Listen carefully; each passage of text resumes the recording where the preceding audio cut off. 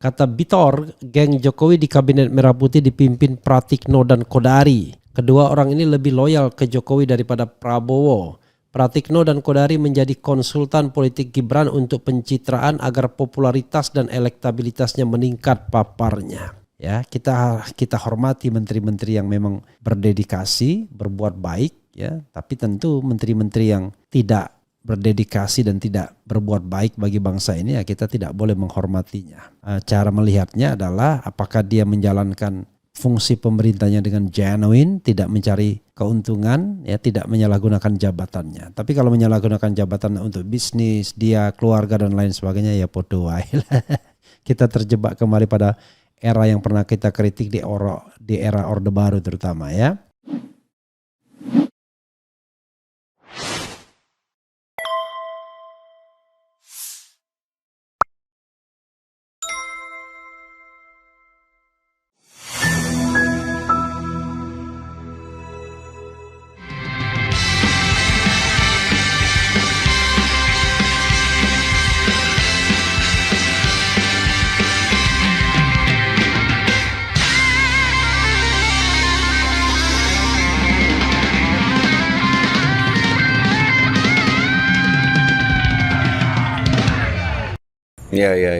Ya udah telat juga lah, netizen kita jago-jago ya. Ya. Makanya ketika kita diminta ngulik-ngulik soal Fufu Fafa, ya netizen udah jauh lebih jago ketimbang kita soal-soal begituan lah. Betul. Berbagi tugas lah kita. Berbagi tugas. juga melihat hal Saling lainnya jaga juga. demokrasi. Betul, yang gak kalah penting. Tapi bagian mereka yang ngutang-ngatik itu juga sebenarnya bagian dari demokrasi juga. Untuk melihat rekam jejak seorang pejabat dulu bagaimana, sekarang seperti apa, ya kan? Hebat sekali dia, sampai nomor-nomor juga kan. Terus ada afiliasi-afiliasi sana sini juga dibuat dikulik-kulik lah. Dikulik-kulik semua begitu. Istana sudah tahu siapa yang pertama kali atau siapa sih yang di belakang penyebaran dari akun Fufu Fafa ini? Istana tahu siapa yang terlibat. Oh, Lo jangan nanya siapa. gue nggak nanya siapa. Ya. Tapi kalau sampai sekarang belum diapa-apain, berarti orang kuat dong. Setara mungkin ya. Oh, Kuatnya setara. Kuatnya setara. Ya. Oke. Amar putusan mengadili. 1. Mengabulkan permohonan para pemohon untuk seluruhnya. 2. Menyatakan norma pasal 222 Undang-Undang Nomor 7 Tahun 2017 tentang Pemilihan Umum Lembaran Negara Republik Indonesia tahun 2017 nomor 182 tambahan Lembaran Negara Republik Indonesia nomor 6109 bertentangan dengan Undang-Undang Dasar Negara Republik Indonesia tahun 1945 dan tidak mempunyai kekuatan hukum mengikat. 3. Memerintahkan pemuatan putusan ini dalam Berita Negara Republik Indonesia sebagaimana mestinya. Menimbang bahwa berdasarkan pertimbangan hukum di atas, menurut Mahkamah telah ternyata ambang batas minimal persentase pengusulan pasangan calon presiden dan wakil presiden sebagaimana ditentukan dalam pasal 222 Undang-Undang 7 2017 tidak hanya bertentangan dengan hak politik dan kedaulatan rakyat, namun juga melanggar moralitas, rasionalitas, dan ketidakadilan yang intolerable secara nyata-nyata bertentangan dengan Undang-Undang Dasar NRI tahun 1945. Sehingga terdapat alasan yang kuat dan mendasar bagi Mahkamah untuk bergeser dari pendirian dalam putusan-putusan sebelumnya. Pergeseran pendirian tersebut tidak hanya menyangkut besaran atau angka persentase ambang batas, tetapi yang jauh lebih mendasar adalah rejim ambang batas pengusulan pasangan calon presiden dan wakil presiden atau presidensial threshold, berapapun besarnya atau angka persentasenya adalah bertentangan dengan pasal 6A ayat 2 Undang-Undang Dasar NRI tahun 1945. Dengan demikian, dalil para pemohon yang menyatakan ambang batas minimal persentase pengusulan pasangan calon presiden dan wakil presiden dalam pasal 222 Undang-Undang 7 2017 bertentangan dengan Undang-Undang Dasar NRI tahun 1945 dan tidak memiliki kekuatan hukum mengikat adalah beralasan menurut hukum. Assalamualaikum warahmatullahi wabarakatuh. Sobat RH sekalian, jumpa lagi kita di channel yang keren ini. Keren cadas. Ya saudara sekalian, tapi bahas mengenai duri kemungkinan dalam pemerintahan Presiden Prabowo ini. Ini soal cohesiveness ya. orang mengatakan Fufu Fafa dan Prabowo itu satu kesatuan. Saya kira tidak ya. Sebagaimana dikatakan politikus PDIP ini, titik 2, Menteri Geng Jokowi fokus selamatkan Fufu Fafa dan jadikan Gibran presiden. Itu yang disampaikan. Oke, coba kita bacakan ya. Beberapa menteri, oke sebentar, saya harus balikkan pada halaman pertama dulu ya. Jadi sobat RH sekalian, oke dah ya. Beberapa menteri orang-orangnya Jokowi di Kabinet Merah Putih hanya fokus menyelamatkan Fufu Fafa dari upaya pemakzulan dan menjadikan Gibran Raka Buming Raka menjadi presiden Indonesia menggantikan Prabowo ya, Gibran. Menteri Geng Jokowi di Kabinet Merah Putih menyelamatkan Fufu Fafa dan menjadikan Gibran menjadi presiden menggantikan Prabowo, kata politikus PDIP Bitor Suryadi kepada redaksi suaranasional.com. Kata Bitor, geng Jokowi di Kabinet Merah Putih dipimpin Pratikno dan Kodari. Kedua orang ini lebih loyal ke Jokowi daripada Prabowo. Pratikno dan Kodari menjadi konsultan politik Gibran untuk pencitraan agar popularitas dan elektabilitasnya meningkat, paparnya. Bitor juga mengungkap Fufu Fafa juga mempunyai buzzer untuk penggiringan opini publik dan menyerang di medsos. Kita buktikan nanti di sini ya. Pola yang dilakukan Fufu Fafa sama orang yang mengkritik di akun medsosnya. Gibran ditandai sehingga diserang para pendukung putra sulung Jokowi, ungkap Bitor. Menurut Bitor, Fufu Fafa mempunyai karakter yang sama dengan Jokowi, mempunyai ambisi menjadi presiden. Belusukan bagi-bagi susu kepada para siswa. Ini bagian strategi Gibran untuk meningkatkan citra, paparnya. Parah ya. Jadi presiden cuma pencitraan saja. Oke, langsung sebut nama ya. Dan apa kabar Kodari? Halo Kodari ya. Jadi Kodari dan saya sering sekali bertukar kritik ya. Tapi saya senang dengan Kodari ya. Walaupun dikritik ketawa aja. Entah di belakang dia garap apa ya. Yes, kalau saya sih nggak ada garap-garapan ya. Saya as part of civil society melakukan atau menunaikan atau menggunakan hak konstitusionalnya untuk berpartisipasi dalam pemerintahan ya. To participate in government dengan cara apa? Ya dengan cara menyampaikan pendapat, kritik, masukan dan lain sebagainya agar negara ini lebih baik, agar negara ini tidak dikendalikan oleh para mafia. Tidak dikendalikan oleh orang-orang yang tidak berbuat untuk memajukan masyarakat, tapi hanya memajukan geng atau kelompoknya saja. Nah, saya tidak tahu Kodari ini ya, jenis manusia yang mau memajukan bangsa dan negara ataukah hanya memajukan kelompoknya saja. Mengejar kesenangan pribadi dan kelompoknya atau ingin memajukan bangsa dan negara. Kalau mau memajukan bangsa dan negara kita hormat, respect. Tapi kalau mau memajukan kelompoknya saja atau menjadi konsultan politik Fufu Fafa, ya bagaimana cara kemudian menjatuhkan Prabowo, wah ini gawat. Nah, termasuk Pratikno. Tapi kalau Pratikno saya tidak mau bahas lebih lanjut. Saya kira Pratikno sudah terlalu dalam keterlibatannya dengan Jokowi ya.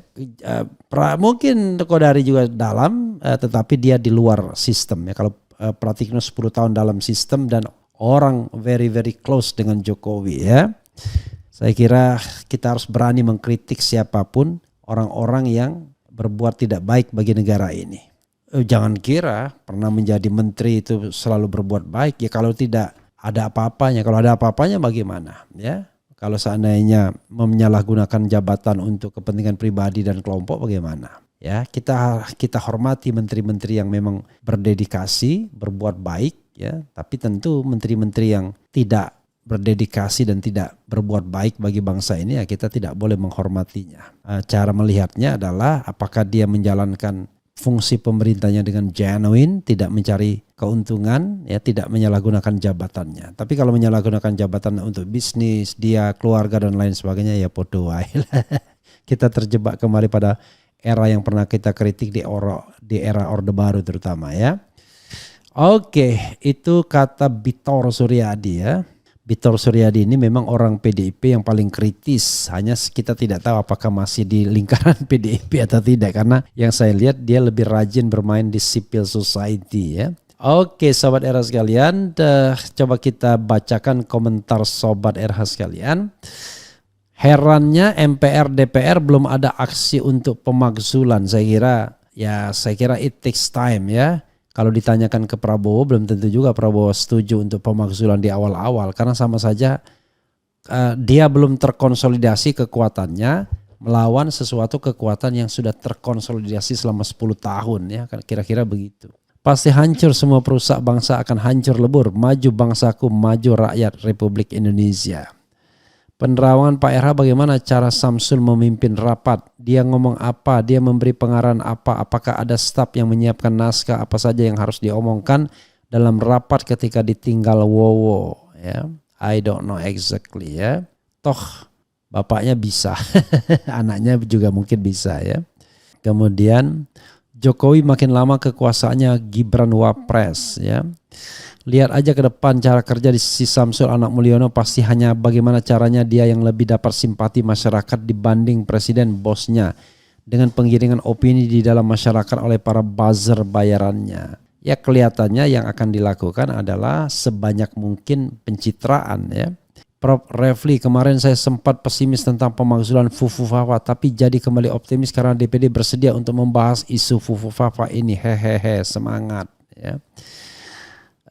Kritik Pak Prabowo memang diakui orang baik, mudah memaafkan orang lain dan selalu positive thinking. Itu baik, mohon maaf Pak Prabowo, tapi perlu dipahami juga, kita wajib harus bisa paham. Saya tidak yakin kalau ini semua strategi politik keluarga Jokowi, pasti ada di belakang layar yang punya power. Ya, yang punya power salah satunya adalah Xi Jinping ya. Jokowi sangat erat kaitannya dengan China ya. Lalu kasus ekspor Migor Airlangga kenapa nggak diproses? Padahal dia sudah dipanggil kejaksaan berkali-kali. Orang licik munafik yang bisa melakukan apapun untuk menyingkirkan kita ya. Tajam di oposisi, lemah di koalisi. Kemudian Tom Lembong ditangkap, hati-hati Refli kena. Saya kena apa? Jadi saudara sekalian, kalau misalnya urusannya adalah korupsi, ya saya tidak pernah memegang keuangan negara, memegang kebijakan langsung, ya kan?